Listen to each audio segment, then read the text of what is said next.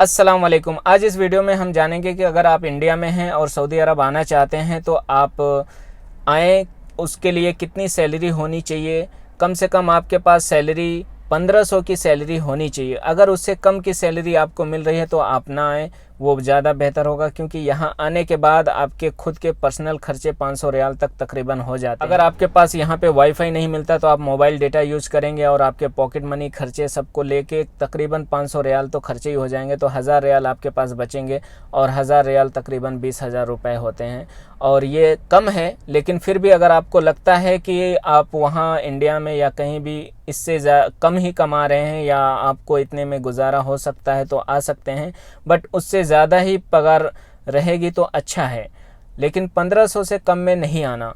और अगर आप इंडिया में या और कहीं भी रह के 20 से 25,000 तक बचा रहे हैं तो वो आपके लिए बेस्ट ऑप्शन है। आप वहीं पे रह के करें तो ज़्यादा अच्छा है, क्योंकि यहाँ पे आने के बाद ड्यूटी का कोई टाइमिंग नहीं होता आपके पास। ड्राइविंग के लिए जो भाई ड्राइविंग करते हैं उनको पता होगा, क्योंकि यहाँ पे कोई टाइमिंग नहीं है और कोई भी वीकेंड नहीं है, कोई छुट्टी नहीं मिलेगी आपको और कभी भी आपको फ़ोन करके बुला ले। कहीं भी जाना होगा तो सिर्फ आप जब तक सो रहे हैं तब तक सो रहे हैं। लेकिन कई लोगों का ऐसा भी है कि ड्यूटी नहीं रहता तो फ्री ही रहते हैं, जब फ़ोन आता है तभी जाना होता है। लेकिन आप ये मान के चलें कि आपका कोई टाइमिंग नहीं रहेगा और आपको ज़्यादा से ज़्यादा ड्यूटी करना पड़ सकता है।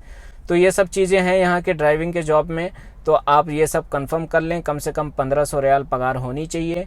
और यहाँ पे आने के बाद बहुत से भाइयों के मन में सवाल होता है कि कौन मुझे रिसीव करेगा। तो अगर आपका कोई फ्रेंड बुला रहा है तो वही आके आपको रिसीव कर लेगा, नहीं तो आपका कफील रिसीव कर लेगा, या फिर आप किसी कंपनी के थ्रू आ रहे हैं तो कंपनी का आदमी एयरपोर्ट पे जाके आपको रिसीव कर लेगा।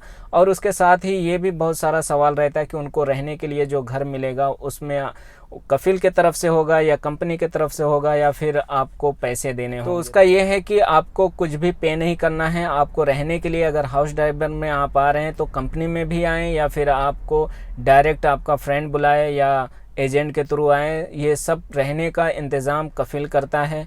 आपको जो खाना है, खाने के लिए जो राशन भराना है वो आपको देखना है, वो आपको लाना है, बनाना है खाना, या होटल से खाना है, वो आपके खर्चे हैं। लेकिन कफील आपको घर देगा और लाइट का बिल जो भरना होगा वो सब कुछ उसी का रहेगा, बर्तन वर्तन सब लगभग सब उसी का ही रहता है। सिर्फ आपको जो खाना है वही पकाना है।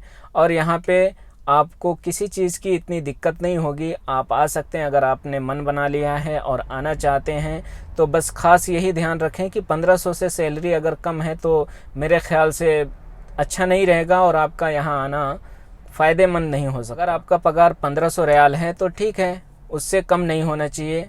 1500 में खींच खाच के काम चला सकते। तो अभी आप सऊदी अरब आना चाहते हैं तो आप आ सकते हैं। सारी फ़्लाइटें नॉर्मल हो गई हैं लगभग, और अभी कोई भी इतनी दिक्कत नहीं है। थोड़े से प्राइस ज़्यादा हैं टिकट का और आने में थोड़े खर्चे ज़्यादा लग रहे हैं, तो लेकिन आप अगर आना चाहते हैं तो आ सकते हैं। वीज़ा भी निकल रहा है हर एक चीज़ का। आप अपने कंपनी से, एजेंट से या अपने फ्रेंड से किसी से भी कांटेक्ट करके यहाँ पे आ सकते हैं। किसी भी चीज़ की कोई भी दिक्कत नहीं, कोई भी प्रॉब्लम नहीं है। आप आ सकते हैं और अपने काम को शुरू कर सकते हैं। तो अगर आपको किसी चीज़ के बारे में जानना है या कोई चीज़ रह गया है या आपके मन में कोई सवाल, कमेंट कर सकते हैं। और वीडियो पसंद आए या किसी और टॉपिक पे आप वीडियो चाहते हैं तो कमेंट करें।